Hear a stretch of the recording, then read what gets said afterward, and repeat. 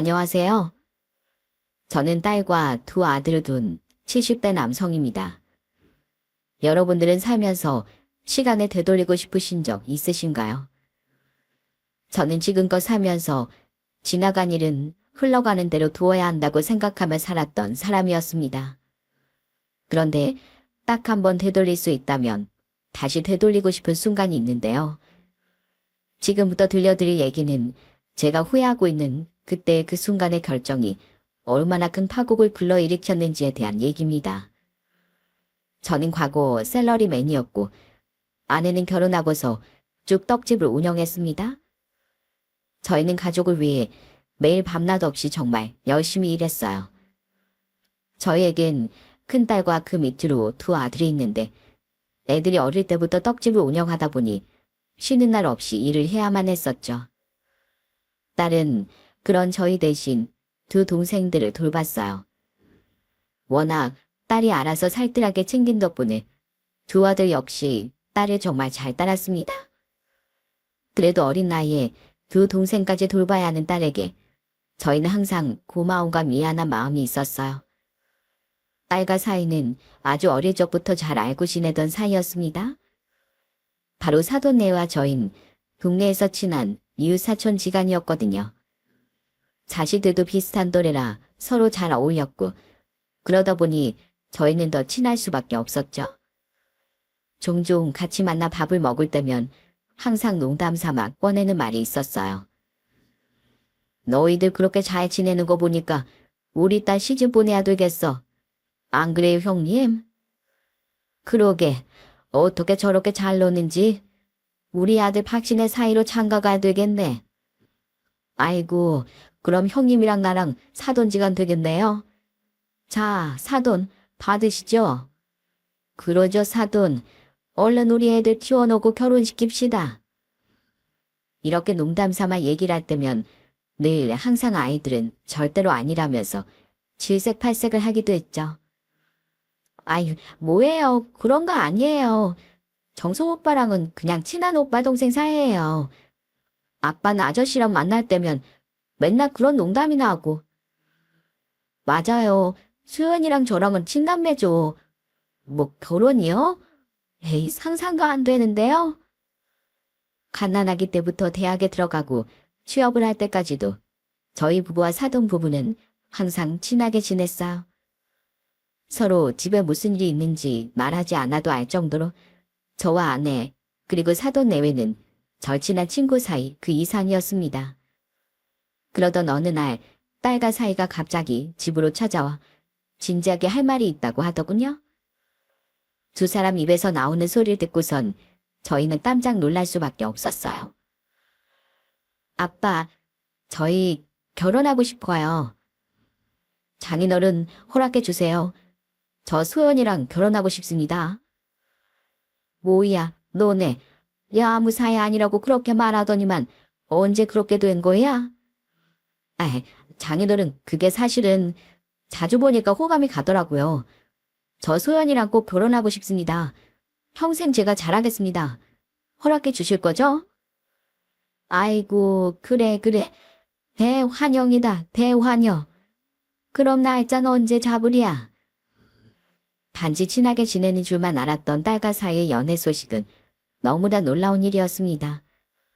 그렇지만 그동안 봐왔던 사이는 착실하고 성실했고 거기다가 사돈 내외는 말할 것 없이 좋은 사람들이었으니 결혼을 반대할 이유가 없었죠. 자네, 내가 아무리 자네 부모님이랑 둘도 없는 친한 사이라고는 하지만 우리 딸 눈에서 눈물 나면 알지? 그땐 정말 가만 안 둘 걸세. 장인어른, 그런 거 걱정하지 마십시오. 저는 마누라한테 충성을 다하겠습니다. 충성? 허허, 그래, 그래. 내 자네만 믿겠네. 우리 딸 꼭 행복하게 해주겠나. 믿음직스럽고 성실했던 사이는 딸에게도 잘하겠다며 호언장담을 하며 저에게 약속을 했어요. 양가 집안의 축복 속에서 딸은 행복하게 결혼을 했습니다. 동네에선 축하 파티를 열 정도였고 모든 동네 사람들이 저희를 축하해 주셨죠? 아이고, 우리 박씨 축하해요. 난 이렇게 결혼할 줄 알았다니까. 누가 봐도 선남선녀가 따로 없는데 언제쯤 결혼하나 기다리고 있었어요. 두 집안이 아주 다 경사네, 경사. 감사합니다. 동네 분들이 다 이렇게 축하를 해주시니 더 기쁜 날이네요. 덕분에 저희 애들도 아주 잘 살 것 같습니다. 동네에선 우리 박씨 집안이랑 이씨 집안이 언제 사돈 맺나 그것만 기다렸지 뭐. 두 집안 다 워낙 좋은 사람들이라 자식들도 잘 살겠지. 아무튼 축하해요. 딸이 결혼을 한 후에도 사돈 댁과는 정말 친하게 지냈습니다. 오히려 그전보다 더 끈끈해졌죠. 서로 자식 얘기를 하면서 저녁 식사도 자주 했고 손주들이 태어나고 나선 더 자주 만나곤 했어요. 특히나 안사돈의 음식 솜씨가 정말 좋았어요. 안사돈은 모든 음식을 뚝딱 만들었고 손이 커서 반찬도 자주 보내곤 했죠. 안사돈은 사돈 내와 함께 막걸리 한 잔을 마실 때면 금세 음식을 해내오곤 했습니다. 아이고 사돈, 이것 좀 드셔보세요. 제가 겉절이 좀 해봤는데 자. 아이고 완전 막걸리 안주네. 사돈 덕에 제가 아주 그냥 포식합니다. 이렇게 아무것도 안 먹고 막걸리 마시면 속 배려요 속. 막걸리 드실 땐 꼭 이것저것 챙겨 드셔야지. 가만히 있어봐요. 내가 든든한 거 하나 만들어 드릴 테니 넉넉하게 해둘 테니까 할 때 가지고 가요. 반찬으로 먹어도 딱이야. 아이고 언니, 아니 사돈, 여기 와서 같이 앉아요. 저번에 보내준 것도 많아요. 힘들게 요리하지 말고 와서 같이 먹어요. 어쩜 우리 사돈은 음식도 척척 잘하시나 몰라. 아이 사돈 손재주만 하겠어? 맨날 우리 간식하라고 떡 보내주는데 이 정도 힘든 일도 아니지.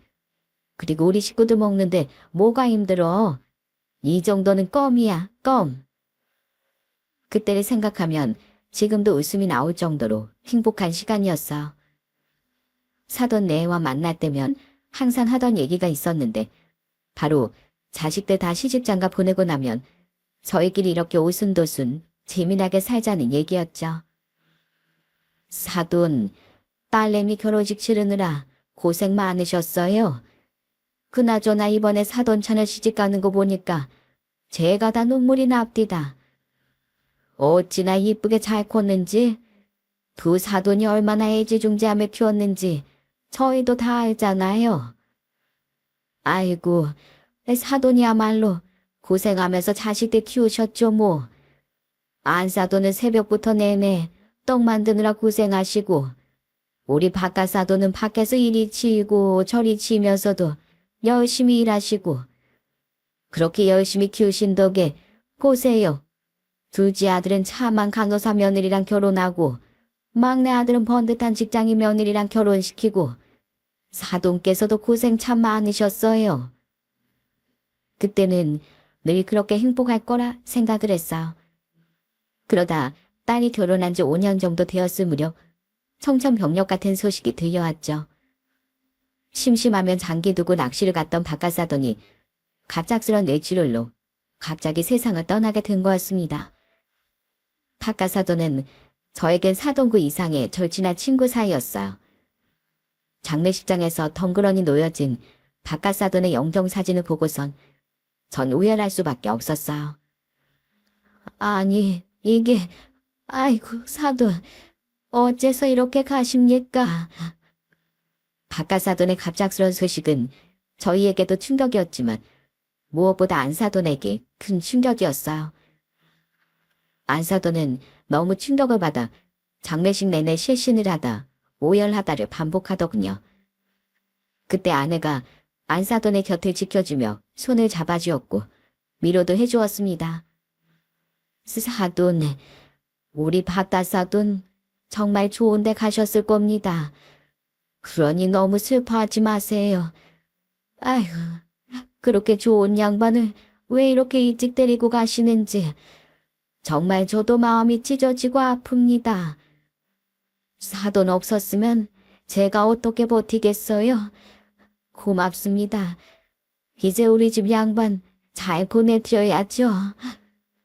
그래요. 사돈 힘내세요. 장래 걱정은 하지 마시고 남편이 알아서 잘할 거니까 우리는 바깥 사돈 잘 보내드립시다. 장례식을 치르는 동안 저와 아내는 안사돈을 챙기며 무사히 장례식이 끝날 수 있도록 도왔습니다. 저희도 감당하지 못할 슬픔이었지만 저희보다 더 힘들 안사돈과 사위 위에 끝까지 자리를 했죠. 장례식이 끝나고 난 뒤에는 사위가 저희를 찾아와 감사함을 표현하기도 했어요. 장인어른, 정말 감사합니다. 장모님께도 너무 감사드리고요. 장인어른 장모님 덕분에 저희 엄마 잘 버티고 아버지 보내드릴 수 있었어요. 정말 감사합니다. 제가 앞으로 더 잘하겠습니다. 아닐세, 아니야. 나에게도 자네 아버진 사돈 그 이상으로 내 절친한 친구나 마찬가지였어. 자네도 얼마나 슬프겠어. 많이 힘들지? 자네가 아버지 잘 보내드렸으니 바깥 사돈도 편안하게 가셨을 게야. 자네도 몸 잘 추스르게. 감사합니다, 장인어른. 장인어른이 많이 도와주신 덕분에 저도 아버지 잘 보내드릴 수 있었네요. 정말 감사합니다. 저는 슬퍼하는 사위의 등을 토닥거리며 위로를 해주는 방법밖에 없었어요. 갑작스런 이별 후 사위도 사위였지만 누구보다 걱정되던 사람은 바로 안사돈이었습니다. 워낙 동네에서도 인고 부부로 유명했던 사돈 내외였기 때문에 갑작스런 이별은 충격이 될 수밖에 없었죠. 그 슬픔을 말로 표현할 수 없었는지 안사돈은 그 뒤로 점점 몸이 쇠약해지기 시작했어요. 전에는 아내와 함께 등산도 다니고 사우나도 같이 다녔지만 어느 순간부터 집 밖으로도 나오지 못할 정도로 몸이 허약해졌죠. 그런 안사돈의 곁을 아내는 묵묵히 지켰습니다. 아침마다 아내는 죽을 끓여 안사돈을 찾기도 했고 같이 병원에 가기도 했어요. 여보, 오후에 별일 없으면 나랑 같이 안사돈 모시고 병원 좀 가요. 어제 혼자 간다는 걸 내가 당신 오늘 집에 있을 거라고 해서 같이 가자고 했어요. 괜찮죠? 그래, 그러는 게 좋겠네. 근데 안사돈은 좀 어때? 식사는 좀 하시나? 조금씩 들긴 하는데 아직도 턱 먹질 못해서 걱정이에요. 저번에 보니까 깨죽은 좀 드시는 것 같던데 내일 시장 가서 넉넉히 사서 해드려야 될 것 같아요. 이러다 큰일 날까 너무 걱정되네요. 당시 당분간 좀 신경 써줘. 아무래도 바깥사돈 떠나고 난 뒤로 마음이 많이 힘드신 것 같은데 이럴 때 우리가 챙겨드려야지. 아내는 안사돈을 살뜰하게 챙겼어요. 아내뿐만 아니라 저희 가족들 모두 힘든 안사돈과 사이를 잘 챙겼죠. 온 가족이 모여 밥을 먹을 때면 저희는 안사돈을 불러 같이 식사를 하기도 했습니다. 그런 저희 식구들의 모습에 안사돈은 항상 감사해했죠. 이렇게 온 가족이 안사돈을 살뜰하게 챙기니 안사돈은 금방 기운을 차렸어요. 여전히 바깥사돈과 이별은 슬픈 일이었지만 안사돈은 점점 그 전의 생활로 돌아갈 수 있었죠. 그렇게 한 차례 폭풍우가 지나가고 나선 아내와 안사돈은 전보다도 끈끈하고 절친한 사이가 되었습니다. 가족들은 그 전보다 더 똘똘 뭉쳤고 서로를 애틋해하고 안쓰러워하며 챙기곤 했어요. 이제야 평온을 찾는구나 싶던 찰나 8년 정도 지났을 무렵 사이가 뜬금없는 소리를 하기 시작했습니다. 어느 날 갑자기 딸이 집을 찾아 하소연을 하더군요. 아, 아빠, 이서방이 회사 그만두고 사업을 해보고 싶다는데요. 어떻게 해요? 갑자기 무슨 바람인지 꼭 하고 싶다고 하는데. 뭐? 사업? 갑자기 그게 무슨 소리야? 모르겠어요. 갑자기 꼭 하고 싶다는 일이 있다면서 사업을 하고 싶대요. 그렇다고 돈이 많은 것도 아니고 대출도 받아야 하는데 꼭 하고 싶다고 하니까 말릴 수도 없고 어떻게 해야 할지 모르겠어요. 멀쩡히 직장을 잘 다니고 있었던 사이가 갑자기 사업을 하겠다며 선언을 했던 거죠. 그동안 성실하고 책임감이 강했던 사위였기 때문에 저는 사위의 말을 한번 들어보고 싶었습니다. 그래서 사위를 불러 갑자기 왜 직장을 그만두려 하는지 물어보게 되었어요. 자네, 우리 딸한테 얘기 들었네. 그런데 왜 갑자기 직장은 그만두려고 하는 건가? 사업하려고 하는 건 장래가 있어서 하겠다는 거야? 네, 아버님. 준비만 잘하면 분명 대박날 사업이에요. 이미 지금 먼저 하고 있는 사람들도 잘 되고 있는 아이템이고요. 시작만 하면 잘 될 것 같아서 꼭 하고 싶어요. 옆에서 도와줄 사람들도 많고요. 지금이 딱 좋은 시기라 하겠다고 한 겁니다. 아무리 그래도 갑자기 사업을 하겠다고 하니 우리 딸이 걱정이 이만저만이 아닌 것 같던데 사업하는데 한두 푼이 드는 것도 아니고 말이야. 부족한 금액은 대출 받으려고 하고 있습니다. 원래 사업 시작하면서 다 준비해서 하는 경우는 없지 않습니까? 정말 제가 신중하게 잘 알아봤던 거라 자신이 있어요, 아버님. 딸의 걱정과는 다르게 사위는 자신감이 넘치는 모습이었어요. 그렇지만 당장 넉넉한 자본이 있는 것도 아니었고 고금리에 대출까지 받아야 한다고 하니 걱정이 되었죠. 결국 저는 사위를 위해 결단을 내리게 됐습니다. 자네, 지금 금리가 얼마나 비싼데 대출까지 받으려고 그래? 그러지 말고 우리가 노후 자금으로 좀 모아둔 돈이 있긴 한데 많이 못 도와주고 1억 5천 정도 도와줄 테니 이걸로 시작해보는 게 어떤가? 아버님, 정말로요? 도와만 주신다면 저한텐 한중에 비치고 희망이죠.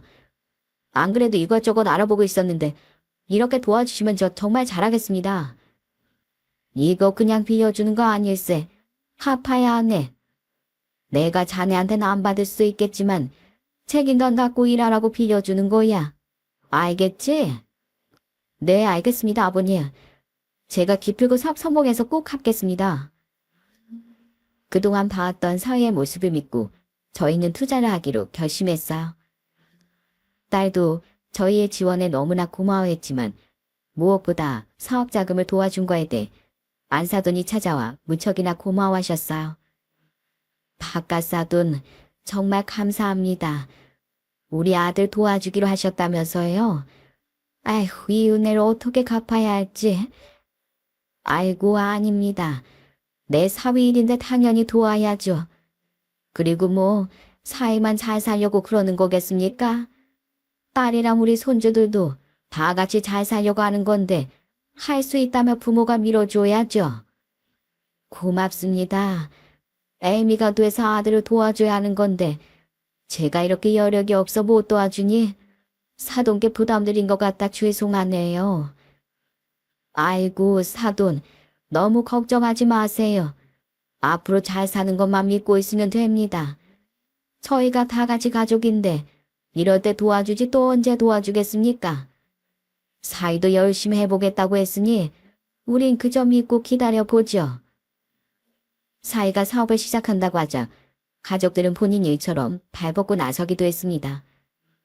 은행에 다니던 둘째 아들과 직장에 다니는 막내 아들은 자신이 아는 사람들을 소개시켜주기도 하고 좋은 정보들을 알려주기도 했어요.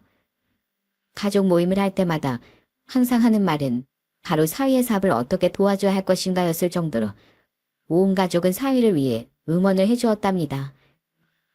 매형, 은행에 요즘 신규기업 지원해주는 게 있으니까 한번 알아보세요. 요즘은 기업 운영하는데 컨설팅도 받을 수 있다고 하더라고요. 매형이 잘하겠지만 그래도 조언 한번 받아보는 것도 좋을 것 같아서요. 사업은 잘 운영되고 있어요? 처남, 이번에 소개해준 좋은 사장님 덕분에 거래처 많이 늘렸어. 작은 처남이랑 큰 처남이 많이 도와줘서 거래처도 많아지기도 했고. 고마워. 내가 다음에 크게 한턱 쏠게. 아이, 매형이 잘 돼야죠. 언제든지 힘든 일 있으시면 말씀해주세요. 저희가 힘닿는 대로 도와드릴 테니까요. 가족인데 서로 돕고 살아야죠. 고마워, 처남. 내가 처가댁 식구들 아니었으면 이렇게 사업 제대로 할 수 있었을까 모르겠어. 덕분에 잘 되는 것 같아. 다들 정말 고마워. 사위는 정말 열심히 사업을 운영했어요. 주변에서도 그런 사위의 열정을 보며 어떻게든 도와주려고 했죠. 사위의 사업 초창기 모습을 봤을 땐 투자한 돈이 한 푼도 아깝지 않았어요. 그런데 나중엔 그 돈을 투자했던 게 정말 어마어마하게 큰 실수라는 걸 알게 되었습니다. 돈으로 사람이 그렇게나 한순간에 달라질 수 있다는 걸 알게 된 사건들이 벌어지게 되었죠. 힘들지만 열심히 사업을 꾸려가더니 2년이 지나면서 조금씩 매출이 생기기 시작했고 2년이 넘어가면서 안정을 찾게 되었습니다. 그렇다고 몇십억 정도의 큰 규모가 된 것은 아니었지만 어느 정도 어렵지 않게 생활할 수 있을 만큼의 돈이 들어오기 시작했어요. 그렇게 사업을 시작한 지 3년 차가 되던 해 이제는 정말 상황이 많이 나아졌다고 느낄 때쯤이었습니다. 이제는 아무 걱정 없을 줄만 알았어요. 근데 그때부터 딸에게서 전화가 오기 시작하더군요. 그것도 한숨을 푹푹 쉬면서 말이죠. 아빠, 나 정말 이서방 때문에 미치겠어. 왜? 무슨 일 있어? 아니, 갑자기 골프 치겠다면서 회원권을 끊질 않나? 골프해야 한다고 비싼 골프장비 사질 않나? 사업에 필요하다면서 이것저것 얼마나 써제끼는지. 말려도 소용이 없고. 심지어 어젠 어쨌는지 알아? 베트남에 골프 치러 간다면서 출국했다니까. 뭐? 베트남까지 갔다고? 솔직히 나도 사회생활 하는 사람이니까 알잖아. 거래처 사람들하고 미팅하고 접대하고 그러는 거 필요할 때도 있다고 생각했어. 나도 처음엔 그랬지.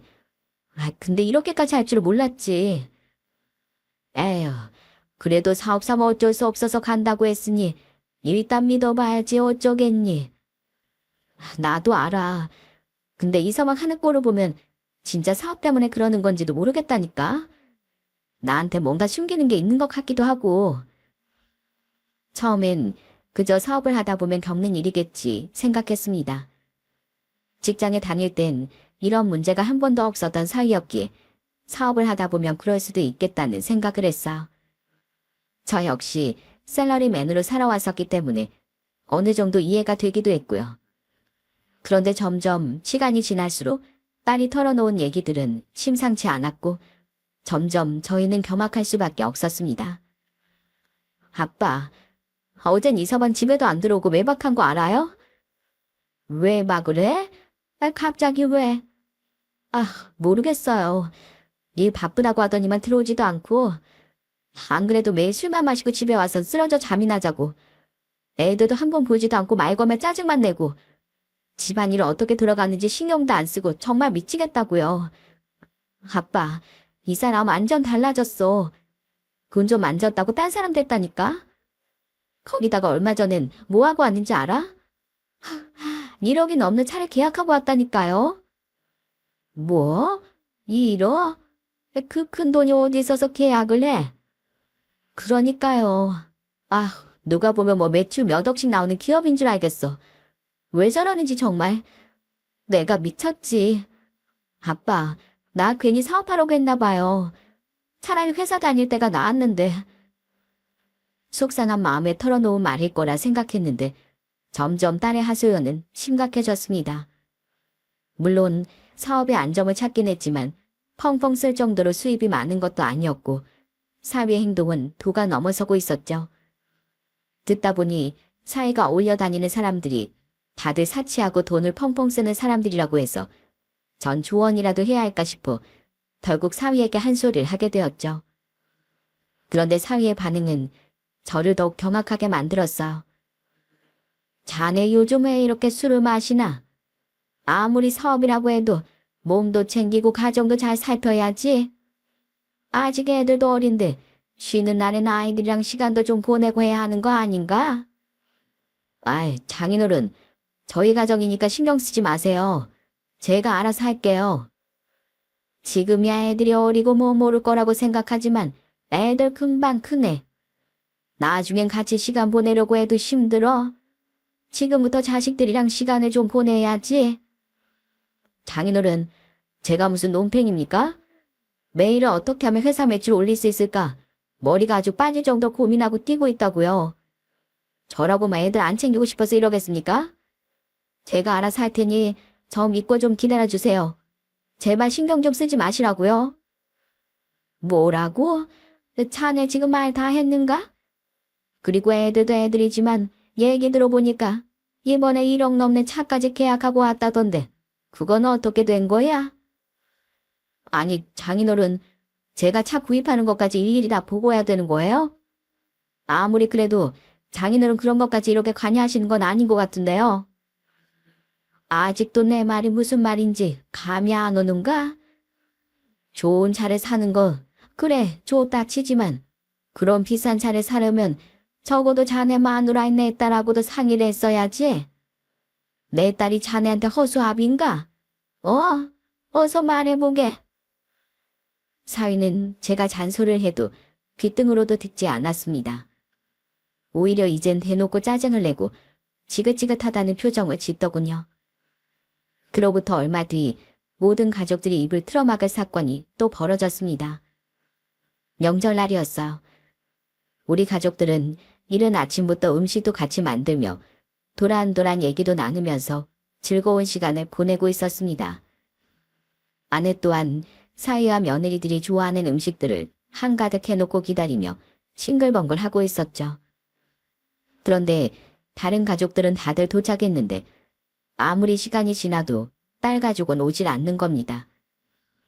아침에 연락이 와 금방 출발할 거란 딸의 연락이 왔었지만 점심시간이 한참 지나도 오지 않자 다들 무슨 일이 있는 거 아니냐며 걱정을 하기 시작했어. 아버지, 누나한테 전화해봐야 하는 거 아니에요? 집도 이 근처인데 오려면 벌써 한참 전에 왔어야 되는 거잖아요. 아침에 전화도 왔었다면서요. 다시 전화 안 해보셨어요? 그러게나 말이다. 아침에 1시간 정도 걸릴 것 같다고 전화 왔었는데 왜 이렇게 안 오니? 아까 전화해보니 받지도 않고 혹시 무슨 일 있는 건 아니겠지? 여보, 좀 더 기다려보죠. 애들도 챙겨야 되고 간만에 쉬는 날이니 좀 더 쉬다 올 생각인가 보죠. 좀 더 기다리다가 안 오면 우리끼리 점심이라도 먼저 먹읍시다. 그렇게 우리 먼저 늦은 점심을 먹으려는 그때 딸네 가족은 그제서야 집에 도착을 하더군요. 모두가 반가워 인사를 했습니다. 근데 뻔뻔한 사위의 태도를 보고 모든 사람들이 분노를 할 수밖에 없었죠. 아이고, 이서방 왔는가? 딱 맞춰서 잘 왔네. 아직 점심 안 먹었지? 네, 아버님, 저 왔습니다. 저 너무 피곤해가지고 잠깐 쉬겠습니다. 여보, 나 잘 테니까 깨우지 마. 이따 저녁 먹을 때쯤 깨워. 알았지? 사위는 가족들에게 인사를 하는 둥 마는 둥 하고서 작은 방으로 쏙하니 들어가 버리는 게 아니겠어요. 반가운 마음에 문 앞까지 가 인사를 하려고 기다리던 가족들은 사위의 태도에 다들 뻥찌고 만 순간이었죠. 그리고 이내 작은 방 문이 닫히자 모두 서운함을 토로했습니다. 아니 매형 왜 저러는 거예요? 왔으면 인사라도 제대로 하던지. 아무리 피곤하다고 하지만 밥이라도 같이 먹고 인사도 나누는 게 예의 아니에요? 뭐 했다고 집에 오자마자 저렇게 방으로 쏙 들어가 버려요? 그러니까 말이야. 우리 가족 무시하는 거 아니에요? 저번부터 좀 이상하다 싶었는데 도대체 왜 저러는 거예요? 아주 딴 사람 같네. 가족들의 성화에도 방에 들어간 사이는 듣는지 마는지 나올 생각을 하지도 않았어요. 분명 방 안에서 우리 목소리를 들었을 텐데 말이죠. 전 한숨을 푹푹 쉬고 있는 딸에게 무슨 일이 있었는지 물었습니다. 이서방 왜 저렇게 경우가 없다니? 너네 혹시 싸웠던 거니? 아니에요. 저 사람 어제 새벽 4시까지 술 처먹고 들어왔어요. 무슨 명절이라고 다들 회식을 한대나 어쩐대나. 말이 회식이지. 지 좋아하는 사람들 모아서 술 마시고 온걸. 아, 오늘도 못 일어나는 거 겨우겨우 깨워서 그냥 데리고 온 거예요. 일단 냅둬요. 입씨름하기도 힘들어요. 그렇게 몇 번이나 내일 집에 가야 되니까 일찍 들어오려고 신신당부해도 말을 들어먹질 않네요.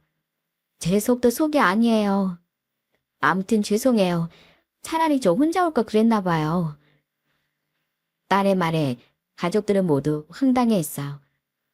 아무리 편하게 지내온 사이라고 하지만 그래도 처갓댁에 와서 저렇게 하는 행동은 누가 봐도 황당한 행동이었죠. 사위의 이상 행동은 여기서 멈추지 않았습니다. 몇 시간 뒤 일어난 사위는 얼토당토 안 한 얘기를 당당하게 꺼내더군요. 아우, 여보, 나 해장 줘. 장모님, 저 해장국 좀 끓여주세요. 칼칼한 거 제가 좋아하는 거 아시죠? 당신 무슨 소리 하는 거야? 이제야 일어나서 해장국 타령이라니. 여기가 무슨 식당이야? 조용히 못해? 아니 왜? 나 밥도 안 먹었잖아. 장모님, 저 해장국 끓여주실 수 있으시죠? 금방 하시잖아요. 자네.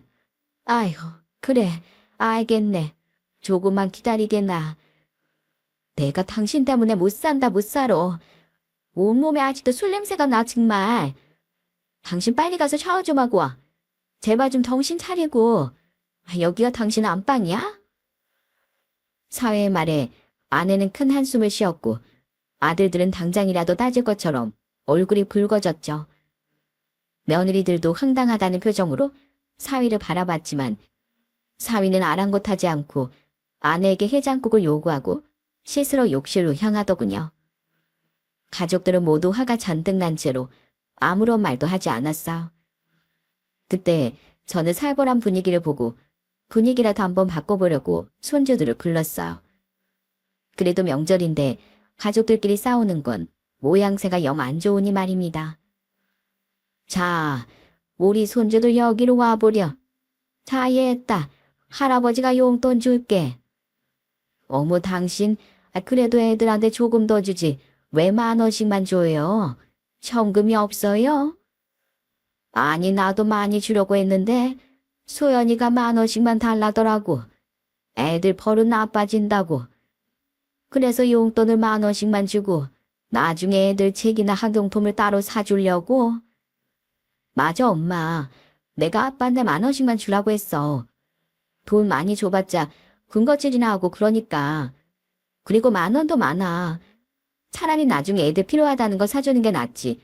벌써부터 돈 많이 받고 그러면 버릇 들어서 안 돼. 그래, 알았다. 여기 큰애 10,000원, 둘째도 10,000원. 잘 놔뒀다가 이걸로 맛있는 거 사 먹어. 알았지? 할아버지가 나중에 니들 필요한 거 있으면 그때 다른 것도 사줄 테니까. 우와, 할아버지 감사합니다. 그렇게 손주들에게 용돈을 주면서 분위기는 조금씩 풀리는가 했습니다. 그런데 샤워를 하고 나오던 사이가 또 찬물을 끼얹고 말더군요. 제가 손주들에게 10,000원을 주는 걸 보고 잔뜩 표정을 찡그리며 비아냥대기 시작했던 거죠. 장인어른, 10,000원이 뭐예요, 10,000원이. 적어도 50,000원이나 100,000원을 줘야죠. 우리 애들이 무슨 거지도 아니고.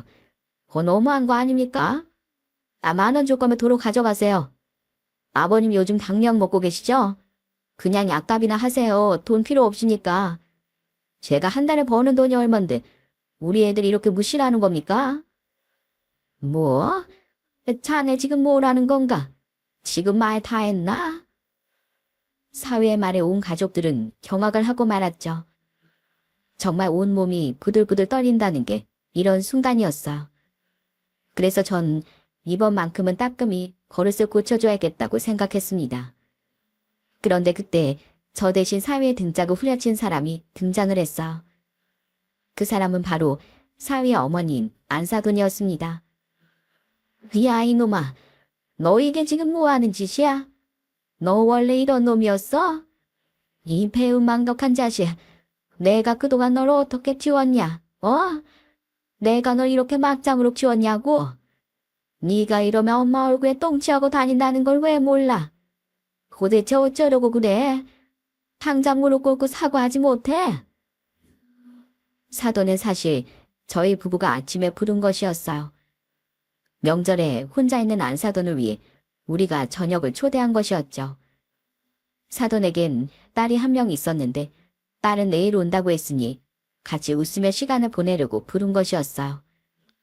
그런데 대문을 열고 큰 소리가 나니까 조용히 듣고 계시다 큰 소리 주동자가 사위인 걸 알고 안사돈은 불이 나게 달려와 사위의 등짝을 때린 것이었던 거예요.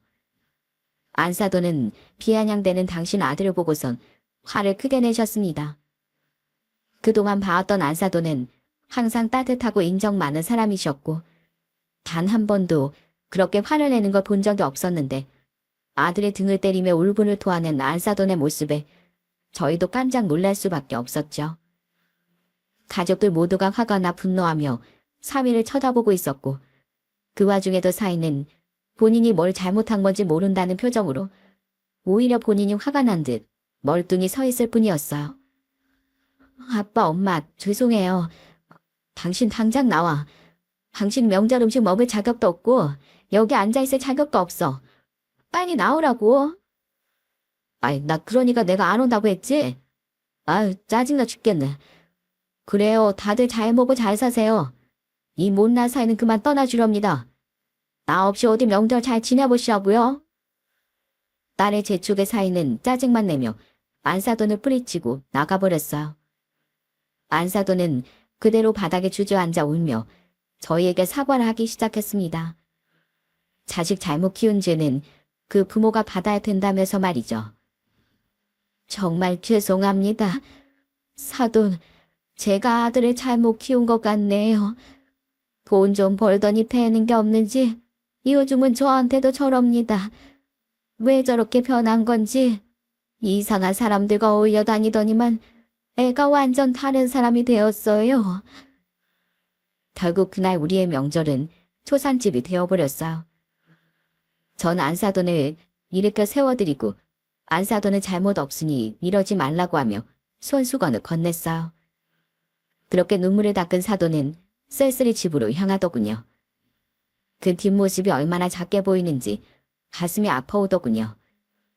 그리고 그로부터 2주 후 결국 터질 게 터지고 말았습니다.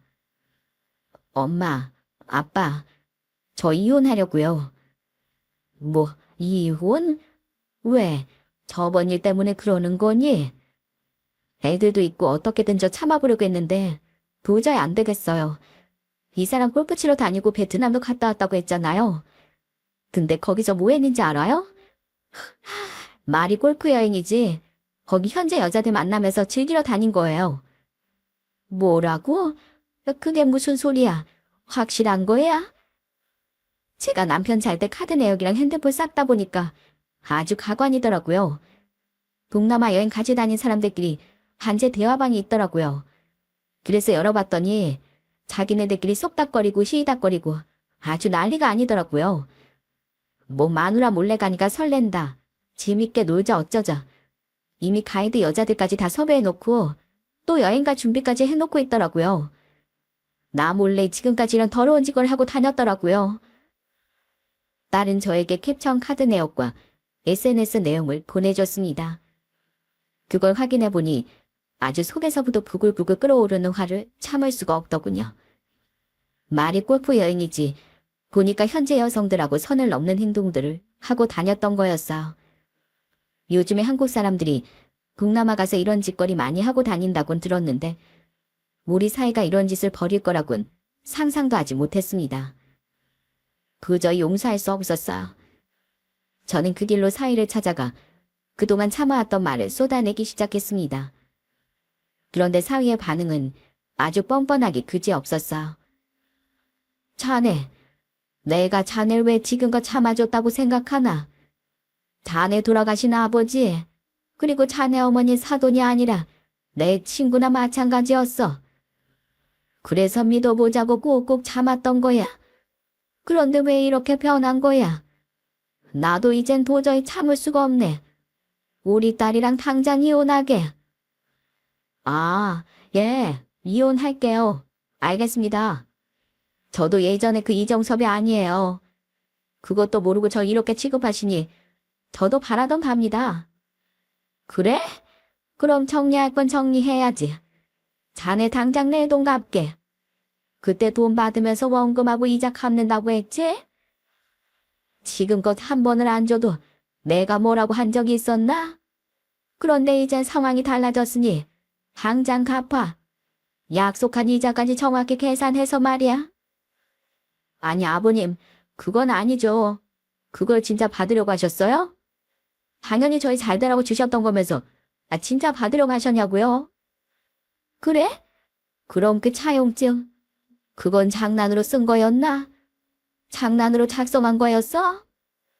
아니, 뭐, 그건 아니지만, 당장 내 돈 안 갚으면 바로 법적 소송 걸 거니까 그렇게 알게.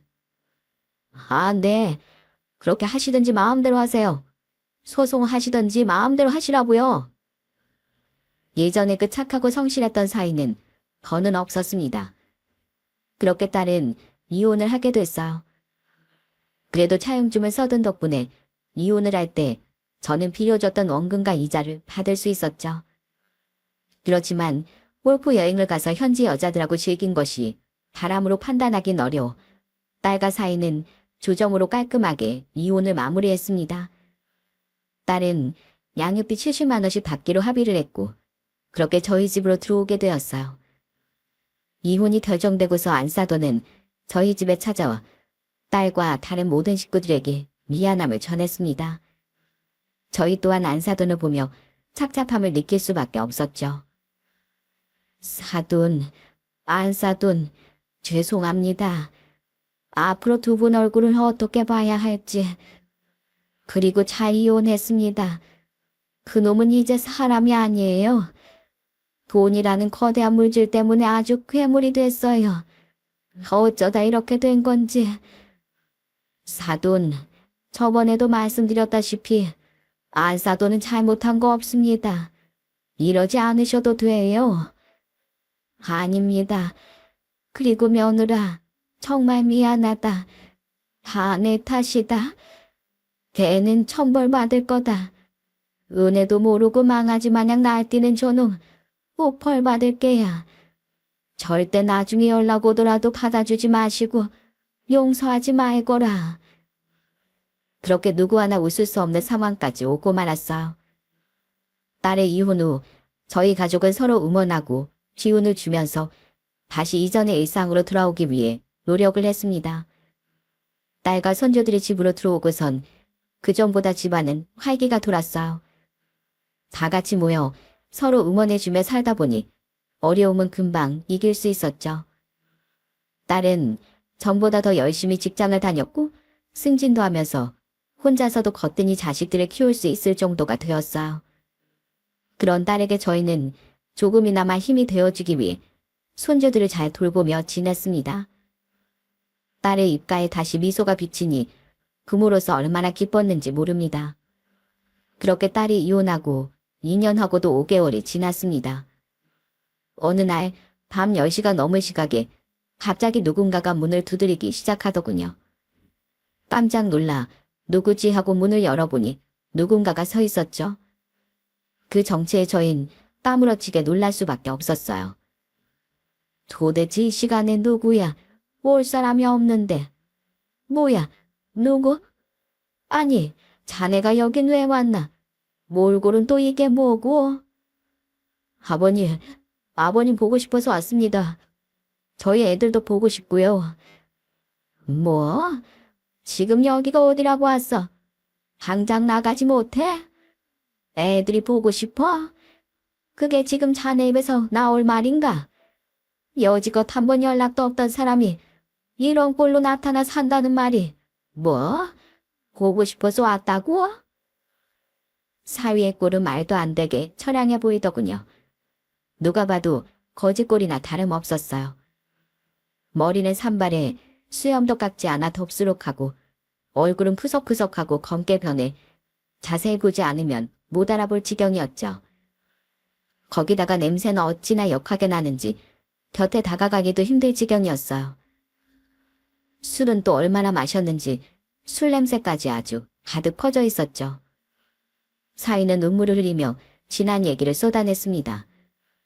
변해버린 몰골도 충격적이었지만 그간의 얘기는 더욱 충격적이었어요. 아버님, 저 술 먹고 용기 내서 왔습니다. 정말 제가 잘못했습니다. 제가 그때 정말 왜 그랬는지 모르겠어요. 지금은 너무나 후회하고 반성하고 있어요. 사위는 방탄으로 회사를 운영하다 쫄딱 망했다고 했습니다. 무리하게 사업을 확장하고 경기가 어려워져 무너진 걸로 보였습니다. 거기다가 사업이 망하면서 있었던 대출도 어마어마해 지금은 완전 신용불량자 인생이 됐다고 했습니다. 오갈 데도 없어 여기저기 떠돌다 결국 안 사돈 집에 가다가 우리 집이 보여 술 먹고 용기 내서 들렸다고 하더군요.